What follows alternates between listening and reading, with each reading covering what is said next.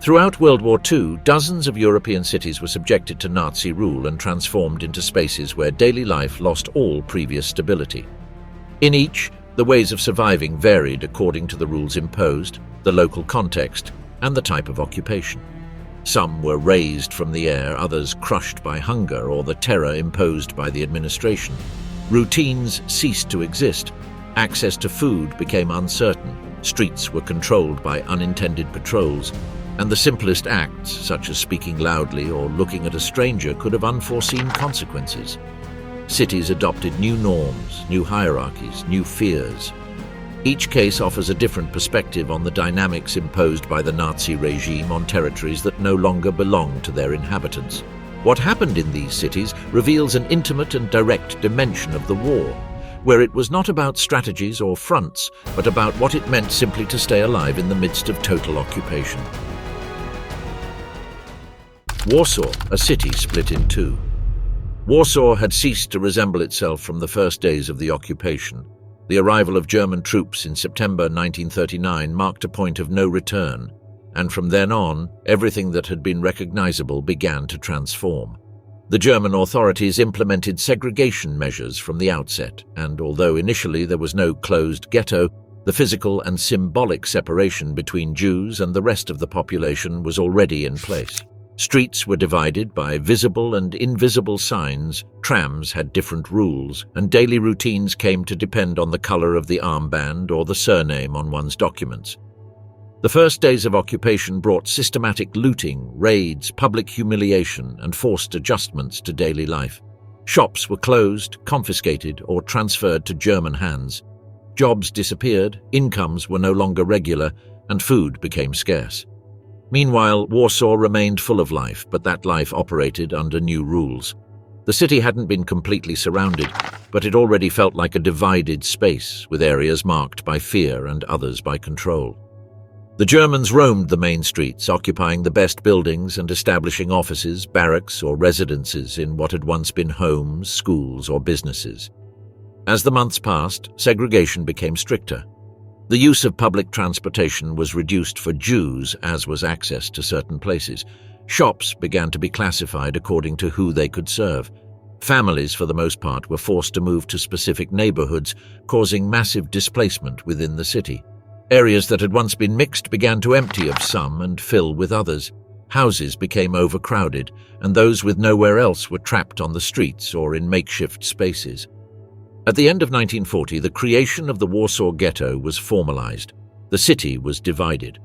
The part that remained on the Aryan side remained under occupation, but maintained a semblance of altered normality.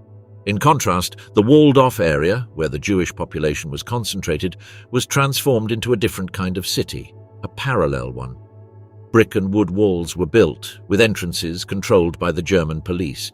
Entry or exit was only permitted with special permits, and any unauthorized crossing was punishable by death. Inside the ghetto, life continued unabated, but it changed radically. The streets were the same, but their uses had mutated. Schools operated on a limited basis, and hospitals worked with minimal resources. Commerce did not disappear, but it became an exchange for survival. Prices rose every day, food arrived in limited quantities, and what little was obtained had to be distributed among thousands of people crammed together. The lines were endless, faces betrayed fatigue, and the streets filled with people who no longer had homes or shelter. The ghetto concentrated in just a few square kilometers more than 300,000 people. The overcrowding was extreme. Families shared a single room, sometimes with strangers, other times with several relatives. Beds were shared in shifts, and hallways served as places for cooking, conversation, or simply being. The interior courtyards, once used for hanging clothes or getting some fresh air, were filled with makeshift latrines, cooking stoves, and even informal workshops. Privacy disappeared, as did the notion of time. Routine was measured by the sound of sirens. News spread through rumors or changes in access to food. Community organizations attempted to maintain a basic structure. The Judenrat, the Jewish council imposed by the German authorities, had to administer the impossible: censuses, food distribution, internal regulations, and coordination with the ghetto police. It was not an autonomous institution, nor did it have real power. It had to obey orders, deliver lists, and execute provisions from outside. Despite this, there were those within the ghetto who tried to maintain a support network. Public kitchens, orphanages, medical centers, and even cultural spaces were organized. Life went on, but it adapted to the confinement and scarcity. Children roamed the streets in search of something to sell, barter, or simply observe. Others crossed to the other side through small cracks in the wall, through basements or secret passages. Some did so to bring bread, others to inform, and several never returned.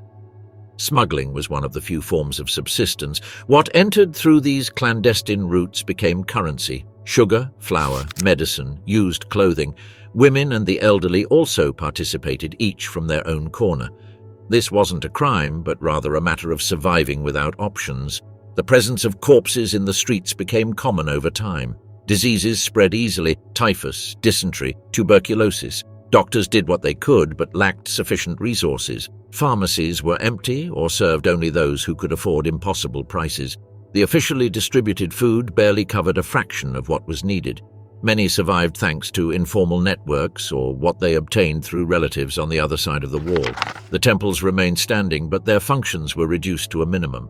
Some rabbis continued their work silently, others were persecuted or forced to leave their communities.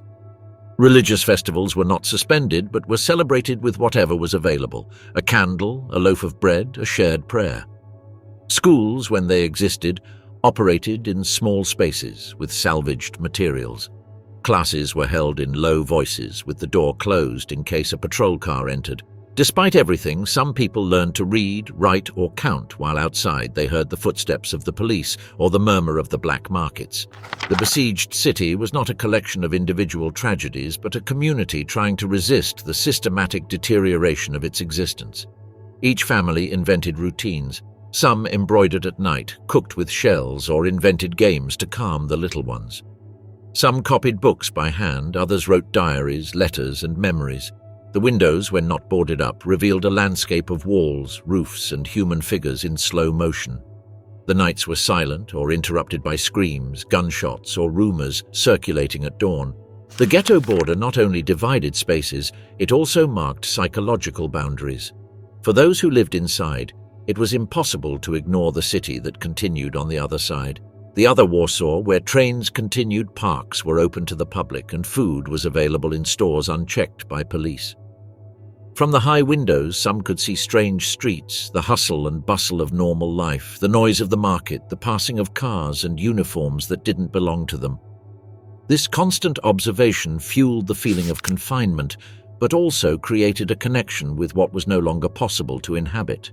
Meanwhile, on the Aryan side, not everyone was unaware of what was happening behind the walls. Some looked on with indifference, others with fear, and some tried to help. Support networks from outside were clandestine. They were organized in secret at risk of death. Some hid children, others passed messages, money, or medicine, but the help was limited compared to the volume of needs. Retaliation for collaborating with Jews was immediate: arrest, torture, or execution. Fear kept many on the sidelines. Others saw the situation as an opportunity to enrich themselves or to inform on others in exchange for rewards. The Jewish police, imposed within the ghetto, generated internal tensions. Its members received different treatment from the Germans, and although they were also trapped within the besieged city, they enjoyed certain privileges: access to resources, the ability to move their families, or temporary protection. They were in charge of carrying out orders from outside. They had to regulate traffic, control documentation, organize lists, and hand over people. Their work wasn't voluntary, but that didn't eliminate the resentment they aroused.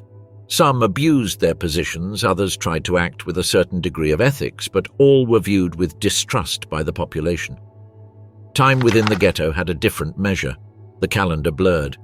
The seasons passed, but brought no visible change. The clothes remained the same. The streets didn't improve. Faces were quickly marked. What had once been a wait for the end of the war became a daily routine of surviving a few more hours. The sound of footsteps in the night indicated if there was a roundup, if someone was coming, if an execution was imminent. The walls listened, and rumors spread as part of everyday life. Beginning in 1942, a new phase began. mass deportations transformed the city once again. The Umschlagplatz station, north of the ghetto, became the last stop for tens of thousands. From there, trains departed for Treblinka. The raids were daily. People were forcibly removed from their homes, selected on the streets, or detained for not having the correct papers. No one knew for sure what their fate would be, but rumors of extermination camps circulated by word of mouth. Some believed it was forced labor, others preferred not to imagine. During those months, the ghetto emptied at a brutal pace. Houses were left open, furniture abandoned, toys on the floor. Those who escaped the raids hid in attics, basements between double walls or under floorboards. Children were stuffed into suitcases. The elderly slept in makeshift shelters. Some faked moving, feigned illness, or paid patrolmen for a few hours of silence. Even so, the numbers grew. In less than 3 months, more than 200,000 people were deported. What remained of the ghetto was a fraction of what had been there before. A smaller ghetto, with fewer streets, fewer buildings, and less noise. Life went on, but it no longer had the same shape. Those who remained knew the end was a matter of time. Even so, they began to organize. Resistance groups were formed, weapons were stockpiled, manifestos were written. Cultural life, even in that context, did not die out. Readings, plays, history, and philosophy classes were held. Doctors continued to provide care. Teachers continued to teach. Women continued to cook. Children continued to play in what remained of the courtyards. Humanity did not stop, even though the environment was inhumane. In April 1943, the uprising began. A small group of young people with rudimentary weapons confronted the German army. The ghetto burned for weeks. Houses were burned one by one. Exits were sealed. Fighters resisted in tunnels, attics, and stairwells. The enclosed city became an urban battlefield. From the other side of the wall, the inhabitants of the rest of Warsaw saw the columns of smoke, heard the explosions, and some understood that it was the end of that parallel city. The repression was total. The ghetto was destroyed. The few buildings that remained standing were demolished. The dead combatants were buried in mass graves, and the survivors were relocated to camps. The city once again had changed its face. What remained was a landscape of ruins, loose bricks, and forgotten names. But amidst that devastation, the handwritten accounts, the drawings, the lists, the files buried in metal boxes or milk cans remained. They were left behind by those who knew they would disappear, but who wanted to leave a record of what they had experienced. Warsaw, in the end, was not just an occupied city, nor just a ruined capital. It was the setting for a parallel existence that defied the laws of hunger, confinement, and extermination. It was a space where routine mingled with resistance, where farewells were daily, but so were classes, stories, and everyday gestures. Every fragment of history, every hidden object, every secretly preserved paper shaped the memory of a city that was physically erased, but which was recorded by those who inhabited it until the very end. Occupied Paris. On the morning of June 14, 1940, a German convoy entered Paris without resistance. The troops marched steadily along the main boulevards while most residents watched from their closed windows or stayed away from the streets. That entry was marked by neither fighting nor explosions. The Nazi flag was raised over the Eiffel Tower that same day without any response from the city. The silence was not a sign of calm, but rather a sign that Paris, without a single shot being fired, had come under foreign control. The first German patrols were set up at strategic points, such as the Place de la Concorde and the headquarters of the Ministry of the Interior. The city, which only a few weeks earlier had been vibrating with uncertainty, was engulfed in a completely altered routine. In the days prior, more than half of Parisians had left the capital. It is estimated that nearly 2 million people, including civil servants, artists, doctors, train employees, and even police officers, left their homes to head south. The exodus left entire neighborhoods empty and hospitals understaffed. Trains to the provinces collapsed, and stations filled with suitcases, abandoned documents, and closure notices. The occupation found a shrunken city with quieter-than-usual streets, empty offices, and cafes on hiatus. However, those who stayed, out of necessity or conviction, had to adapt to a new order from day one. The Germans immediately imposed regulations. Circulation was restricted to certain hours, traffic signs were translated into German, and public buildings were placed under military control. Newspapers continued to be printed, but under the direct supervision of German officers. The radio, controlled by the occupiers, broadcast war reports and approved music. The shops that remained open offered goods in minimal quantities. Bread, sugar, and fuel began to be rationed. Street lighting was reduced, and the city began to darken as night fell. German officers were housed in the finest hotels, such as the Meurice, the Ritz, and the Crillon, all located near the Louvre. Administrative commands and liaison officers were established there. Ordinary soldiers were housed in schools, sports clubs, and confiscated buildings. Some businesses, such as bakeries and tailors, were requisitioned for the exclusive use of the German army. Notices indicating that they would be occupied were posted in many homes, and owners were ordered to vacate without the right to protest. Despite the strictures of the new regime, there were no mass acts of violence at first. The German strategy was to maintain the appearance of normality. Barley coffee was still served in the cafes of the Latin Quarter, and movie theatres showed censored French films. Art exhibitions and concerts resumed within a few weeks, albeit under criteria imposed by the occupying authorities. On the busiest avenues, German soldiers walked among pedestrians without arousing visible suspicion. The armed presence was constant, yet discreet in its form. However, the city's internal structures began to change. Artists, writers, and public figures faced immediate decisions. Some, like Jean Cocteau, continued to frequent the salons and publications, adapting their discourse to what was tolerated. Others opted for silence or withdrawal. The German presence in cultural circles was evident. Magazines and newspapers such as Commedia and Le Figaro published articles that avoided any allusion to the war or the occupation, concentrating instead on theatre, literature, and fashion. The German authorities encouraged this continuity to convey the image of a functioning capital even under foreign occupation. Daily life in the working-class neighborhoods showed a different side. Lines at bakeries grew longer, and the Vichy authorities began implementing the ration card system. Families received coupons indicating the exact amount of bread, meat, or milk they could purchase per week. Street markets operated with limited capacity, and products such as coffee, butter, and soap began to become scarce. Illegal sales on public streets and in discreet shops increased. The black market soon expanded.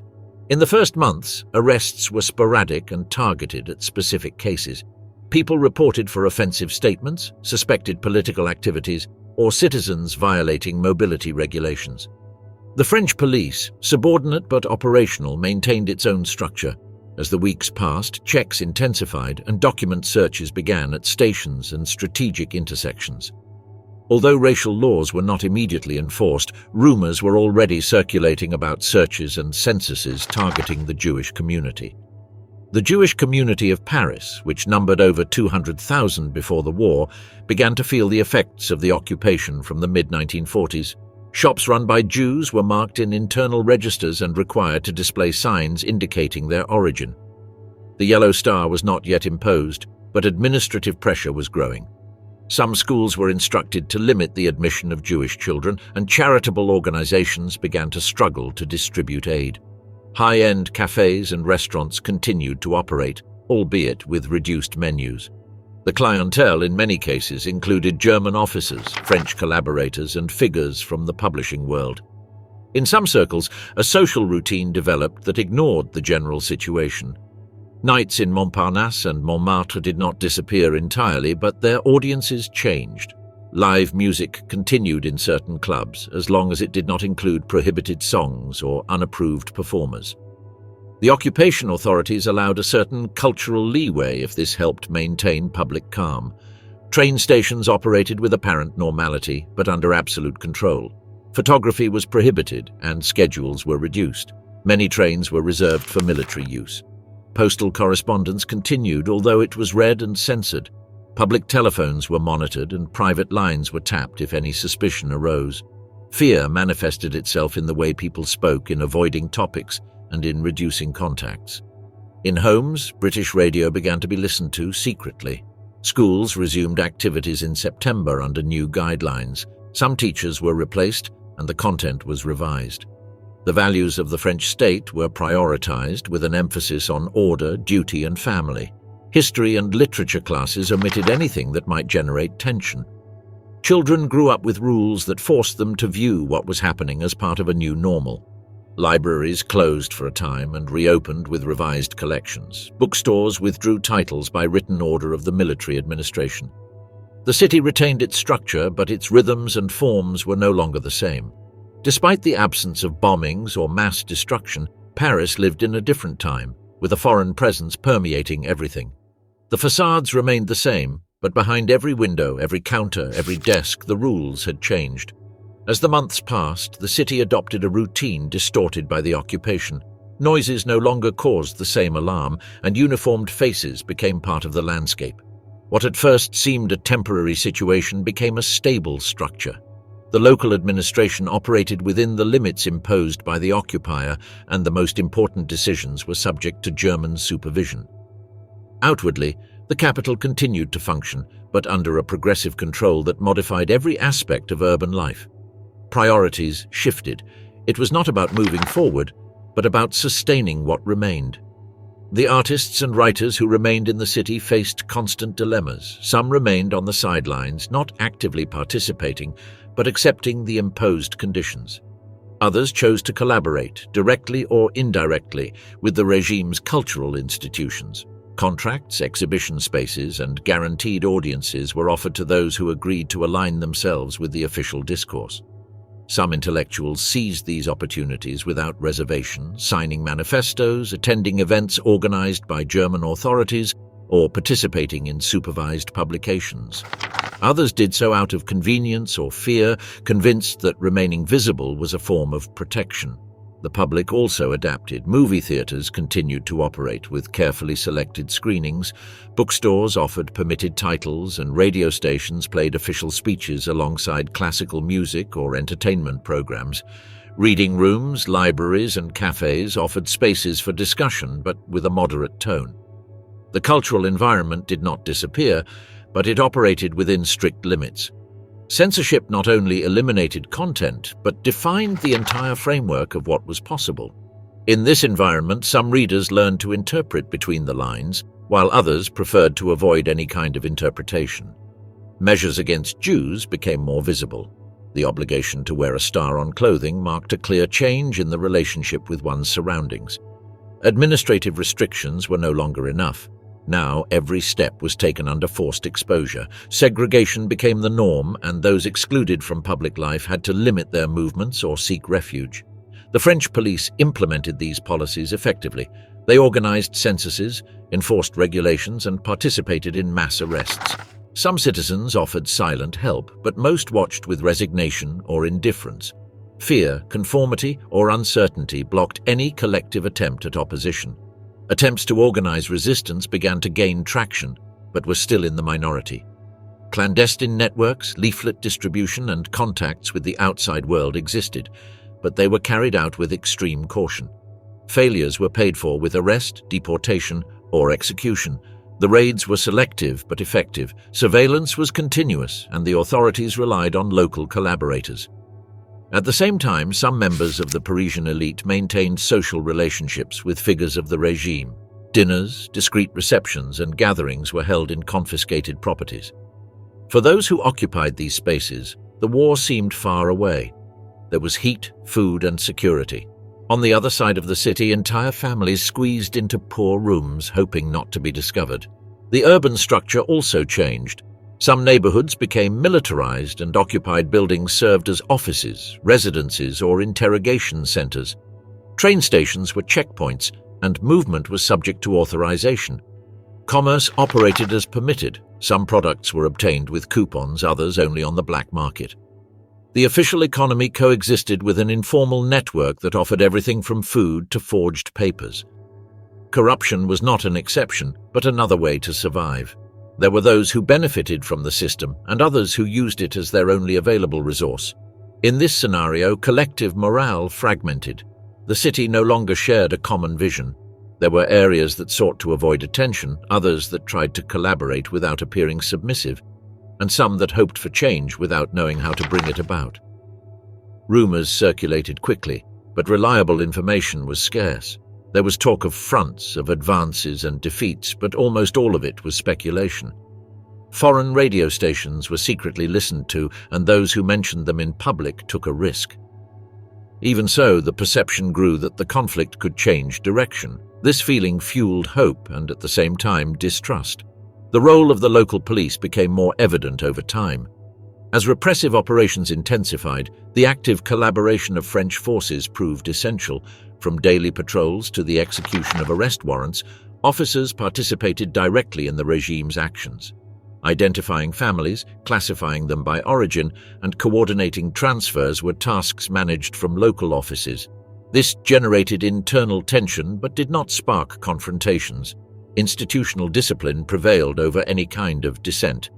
Toward the end of the occupation, the city showed visible signs of wear and tear. Although it had not been razed to the ground, its inhabitants lived in a state of exhaustion.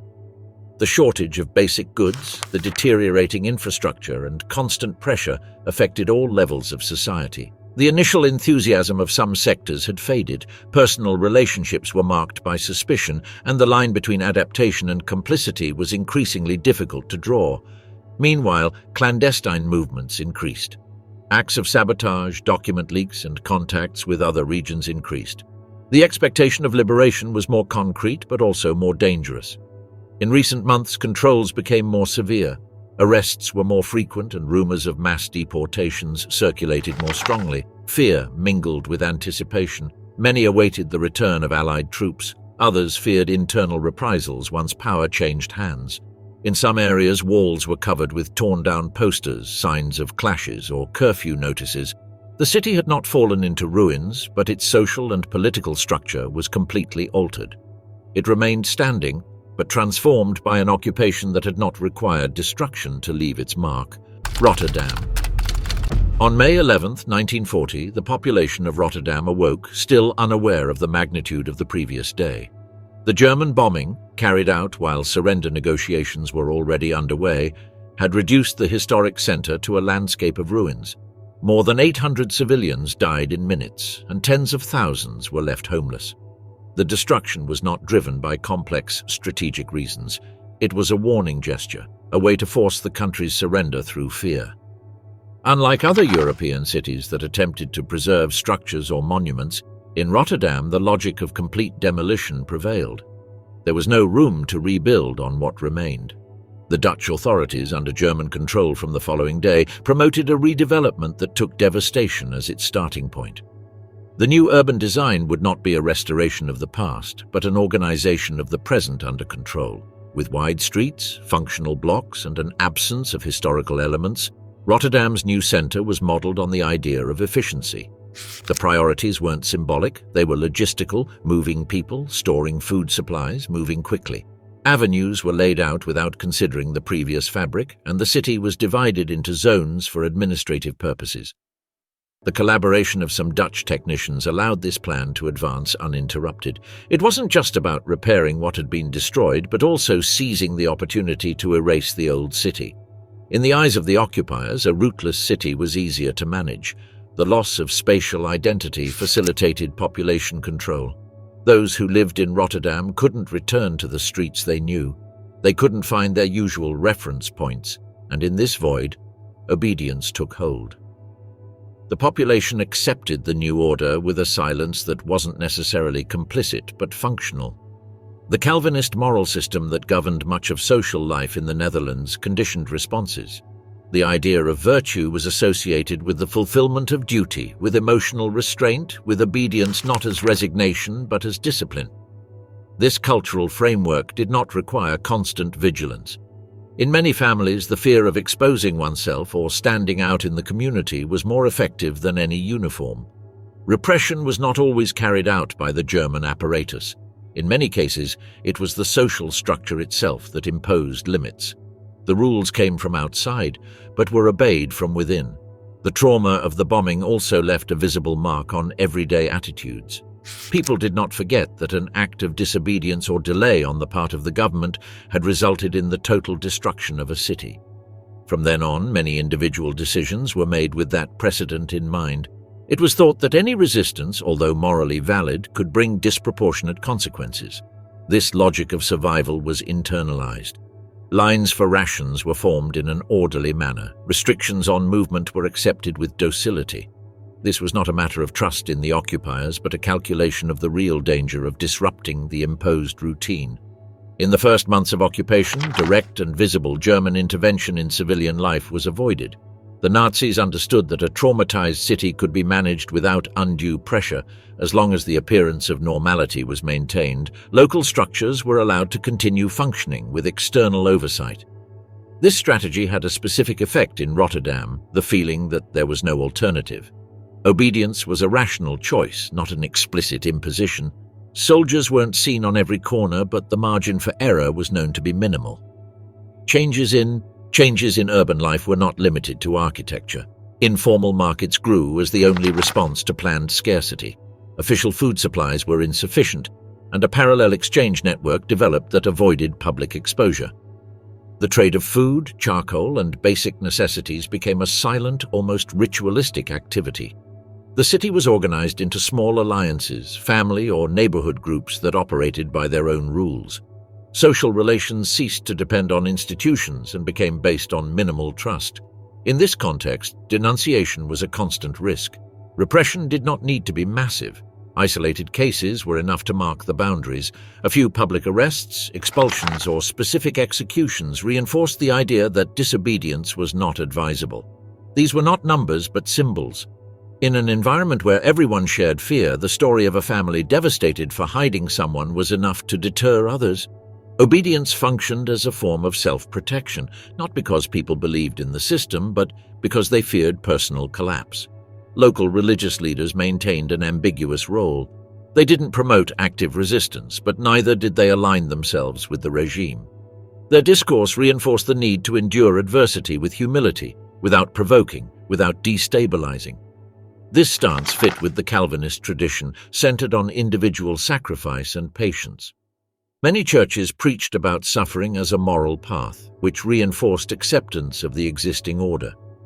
The population found in these sermons a justification for their passivity. This wasn't a lack of awareness, but rather a moral rationalization for inaction.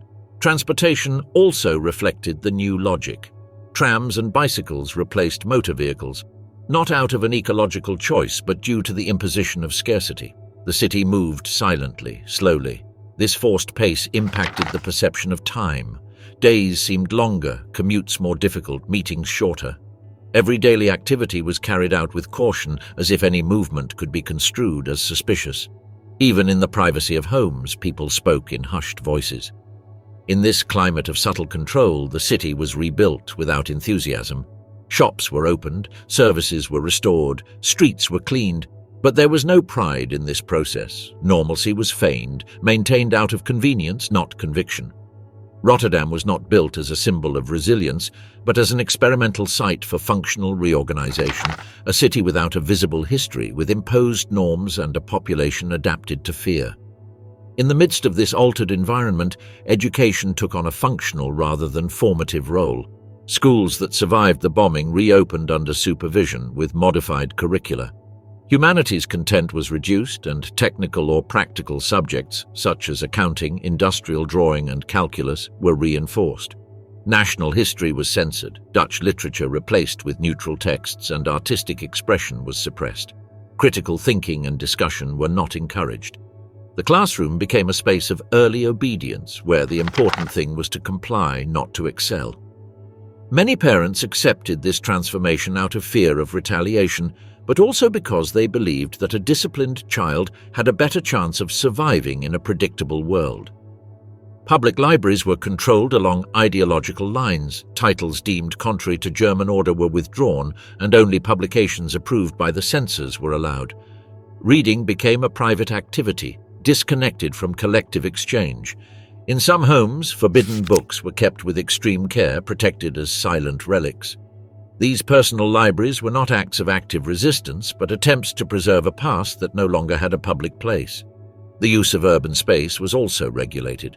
Downtown parks, redesigned after the destruction, no longer served a recreational role. They were empty, guarded spaces with benches devoid of people. Spontaneous socializing was discouraged. Squares ceased to be meeting points and became transit areas. The authorities imposed schedules, routes, and limits on all movement. Leisure activities disappeared as a visible category. Traditional celebrations were cancelled or absorbed into the propaganda apparatus. Popular rituals and local festivities were not permitted to continue. Everyday life was emptied of symbols, and the city became entirely utilitarian. Theatres remained closed for the first few years. When some reopened, they did so with repertoires selected by the occupants. Foreign works were translated, adapted, and stripped of any political charge. The intention was not to entertain, but to shape behavior. Attending a performance implied accepting controlled conditions, restricted hours, and limited audiences. Many citizens chose not to attend, more out of caution than conviction. Art ceased to be a space for expression. It became a contained activity, tolerated only as long as it did not pose a risk to public order. In this environment, domestic life took on central importance. The home became the only space where it was still possible to decide, even in minimal ways. Decoration, time management, the way meals were prepared, or objects from the past were stored functioned as discrete forms of autonomy. This was not about rebellion, but about preserving some form of identity. However, even this private space was vulnerable. Raids, inspections, and requisitions could occur at any moment. People lived with the awareness that everything was provisional. The work system was reorganized with implacable logic. The factories that were still functioning came under German administration. Employees had to work longer shifts, with lower wages and little protection. Production was geared towards supplying the regime, and any form of inefficiency was penalized. Unions were suppressed, labor rights were eliminated, and mandatory quotas were established. Absenteeism was considered sabotage. Although some workers managed to negotiate minimum conditions, most accepted the new rules out of sheer necessity. Unemployment was not a viable option. Losing their job meant losing access to rations, housing, or legal documents. In the peripheral neighborhoods where control was less visible, mutual support networks emerged that operated in secret. Some families shared food, others hid wanted people, and still others simply exchanged information about impending raids or inspections. These networks did not respond to a common ideology, but to the need for protection among acquaintances. They were practical, fragile, and shifting alliances, where trust was measured in concrete actions. Informers were a constant threat. An anonymous complaint was enough to dismantle any attempt at collaboration. Surveillance was not carried out solely from above. Many citizens acted as the eyes of the regime, motivated by fear, opportunism, or conviction. Some informed on their neighbors to gain privileges, others did so to avoid suspicion. This dynamic broke traditional ties. Communities fragmented into closed circles. Conversations became brief, visits rare, and courtesy superficial. No one knew for sure who might be listening or with what consequences. Young people grew up in this environment under a double pressure: the morality of the home and external discipline. They were required to show unquestioning obedience, but also enthusiasm for the new order. Some were recruited into youth organizations linked to the regime, where they learned to march, obey orders, and repeat slogans. The training focused not on skills, but on loyalty. Families accepted this participation out of fear of reprisals or because they believed they were protecting their children. Childhood was lived with forced maturity, where spontaneity was replaced by early surveillance. Language was also a tool of control. The public use of Dutch was restricted in certain official spaces, and German was promoted as the dominant language. Although this imposition was not fully enforced, it generated a subtle change in daily life. Posters, notices, and administrative forms began to be written in German. Many merchants adopted Germanized names for their businesses to avoid trouble. In schools, mandatory greetings and slogans were dictated in the language of the occupier. Linguistic adaptation was another form of invisible obedience. The press functioned as a propaganda channel with no room for dissent. Local newspapers were closed or absorbed by controlled agencies. News reports omitted abuses, glorified the regime's actions, and presented the situation as stable. A narrative was constructed in which the city progressed thanks to the imposed order. The lack of alternative media consolidated this narrative. In the absence of visible evidence to the contrary, many accepted this version out of inertia.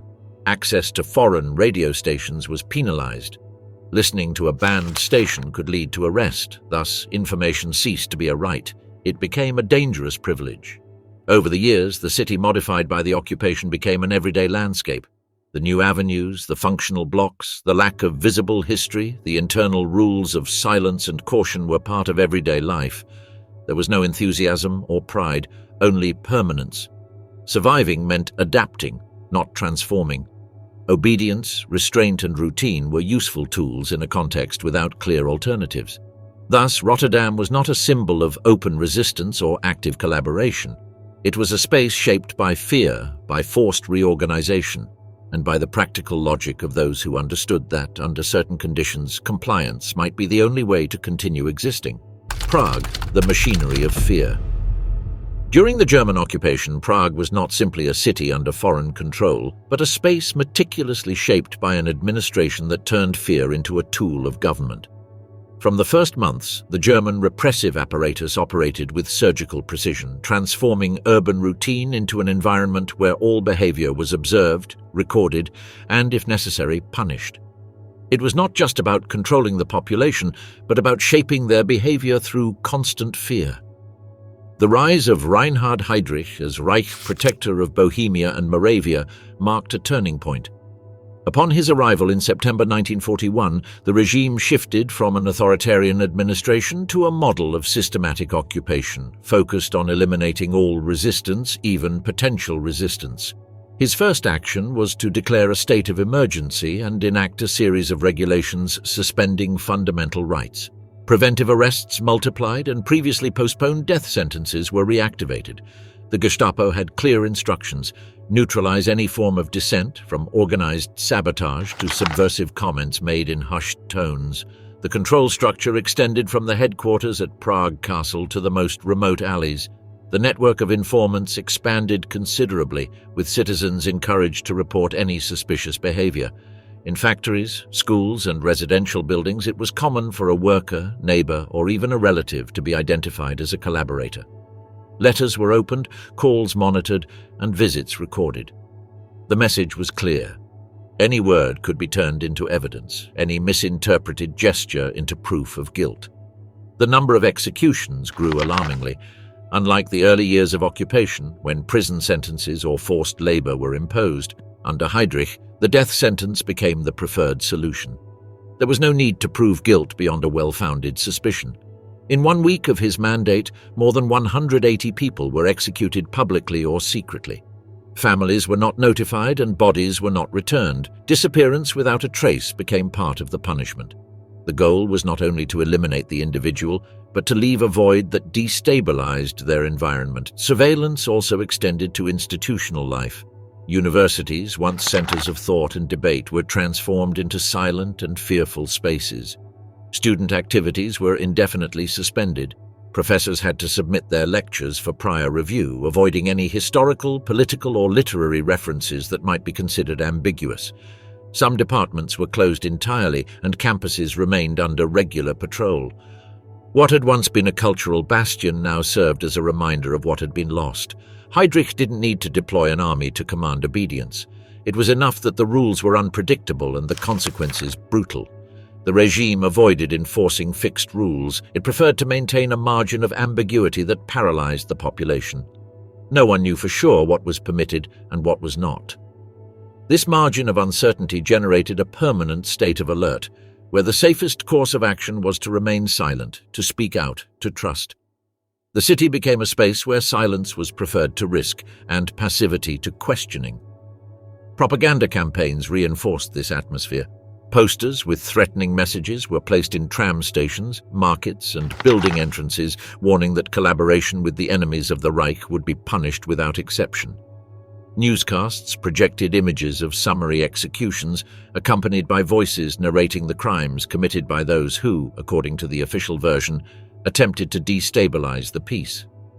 Even local newspapers were required to publish lists of those convicted, with their full names and generic accusations, to demonstrate that no citizen was beyond the authorities' radar.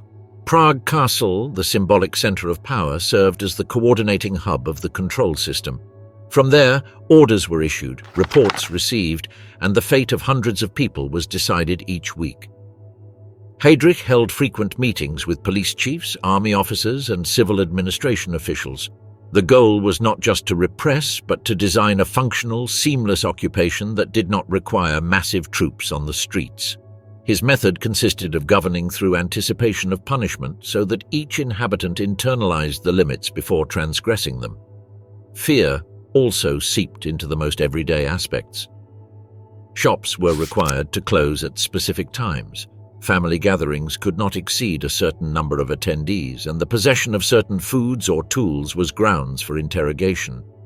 Surveillance even extended to religious celebrations, where priests were instructed to omit references that could be interpreted as veiled opposition.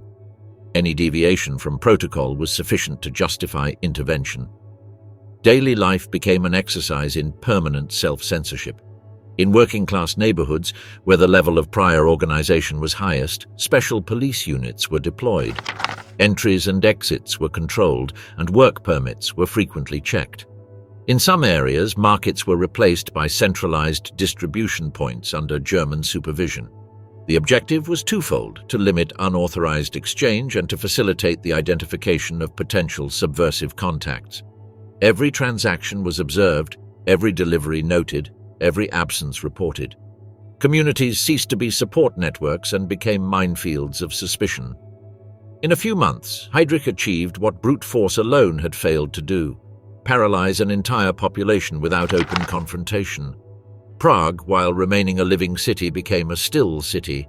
Trams continued to run, children attended classes, workers kept to their shifts, but everything occurred within a framework of collective resignation, where obedience was not a choice but a condition of survival. During Heydrich's reign, Prague became a laboratory of total control. The Czech administration continued to operate but was stripped of real power.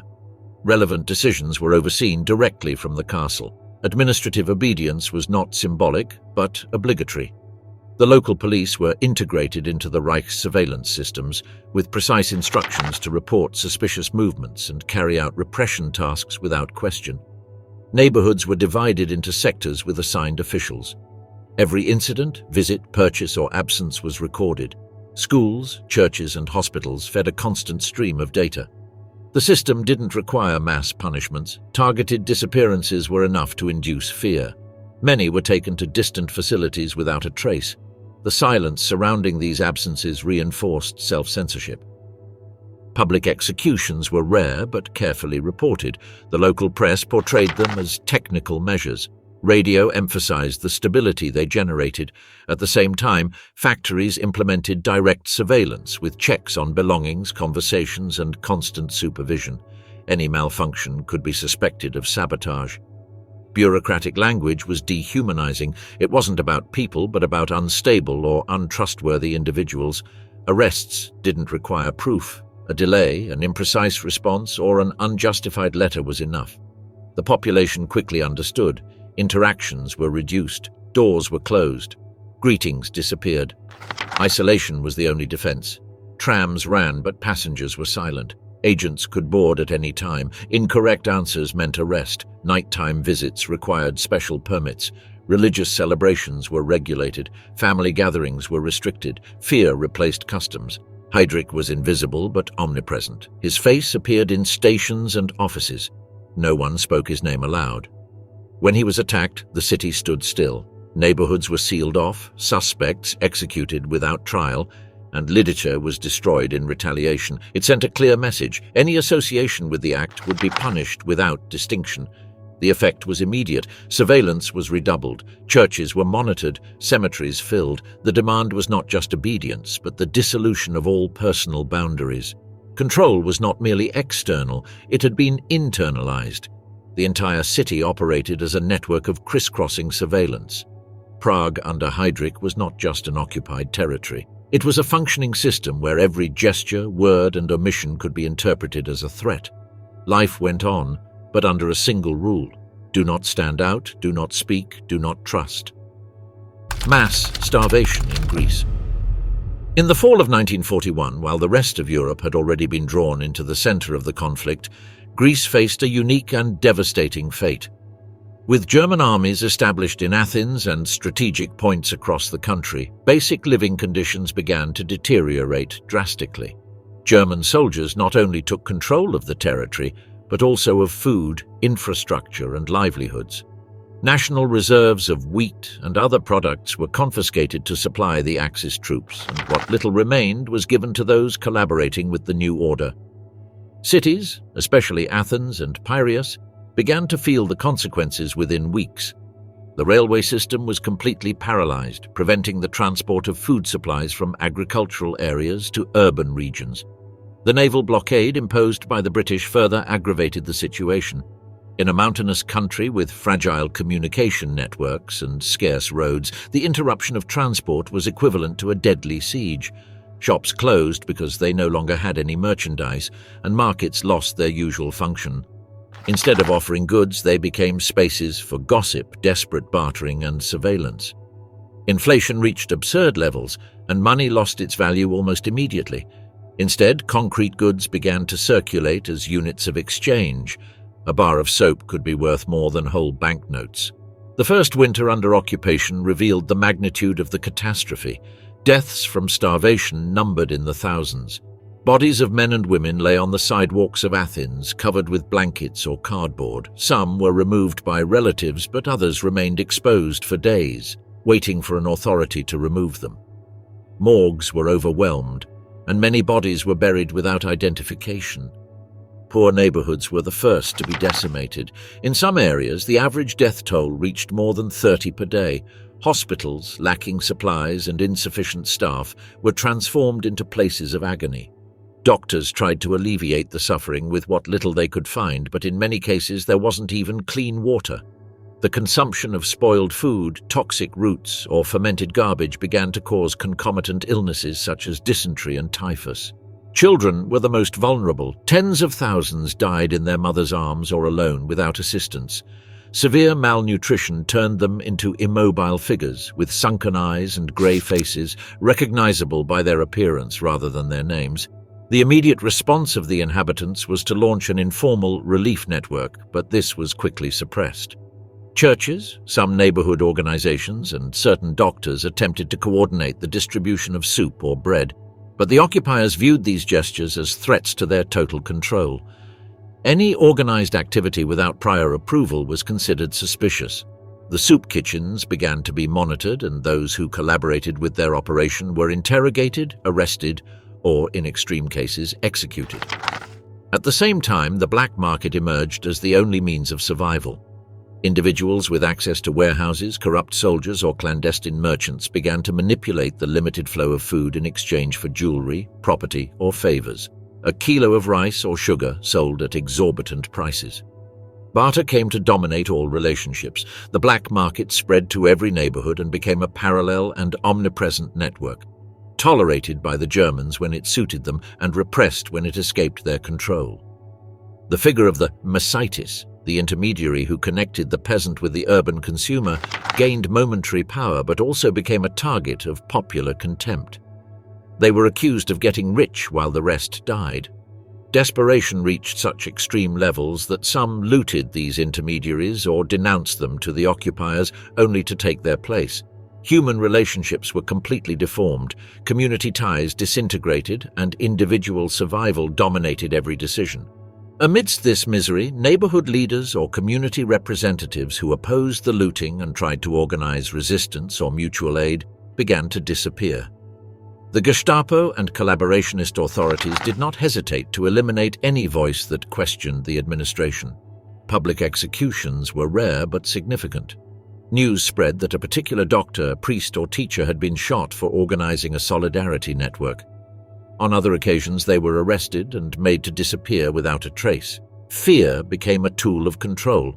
The entire community understood that even attempting to help could be tantamount to a sentence. Daily life was reconfigured under this logic of terror and hunger. Going out to look for food could end in a beating, a robbery, or an arrest. Men spent hours waiting in front of closed bakeries, hoping for some sudden distribution. Women scoured the city for edible scraps. Children became improvised scavengers, entering garbage dumps or destroyed warehouses, risking their lives for a handful of shells. Greece's social structure shattered within a few months. The occupation not only brought a loss of political sovereignty, but also the destruction of all support networks, all economic predictability, and all forms of dignity. Famine became a structural phenomenon, actively maintained by the administrative decisions of the occupation regime. No one knew if they would survive the next day. Hunger was not a side effect of the war. In Greece, it had been transformed into a method of domination. During the spring of 1942, the situation in Greece reached one of its most critical points. Shortages were no longer limited to food. The lack of coal, clothing, medicine, and fuel made urban life practically unviable. Public transportation collapsed, and many people had to walk long distances on empty stomachs. Looting of empty warehouses multiplied. Even when shops had nothing to offer, desperate groups broke shop windows looking for something to eat or barter. The collaborationist police, armed by the Germans, patrolled the streets with orders to disperse any disturbances, often firing without warning. In the poorest neighborhoods of Athens, control tightened. International aid, limited by the British blockade, was slow to arrive and was distributed unevenly. Some Swiss and Scandinavian organizations attempted to set up food relief networks, but access to them was regulated by the German authorities. Food was often diverted to officials or sold by middlemen before reaching those in need. Promises of aid generated more frustration than relief. Meanwhile, the presence of lifeless bodies in the streets ceased to be news. It became part of the urban landscape. The population, physically and morally broken, barely reacted. Entire families disappeared without a trace, and some chose to abandon their children in institutions, hoping they would have a better chance of survival. The famine of 1941 to 1942 not only left more than 100,000 dead, but also changed Greek society's relationship with power, community, and hope. It was an induced catastrophe, sustained by an administration that viewed hunger as an instrument of punishment, control, and demobilization.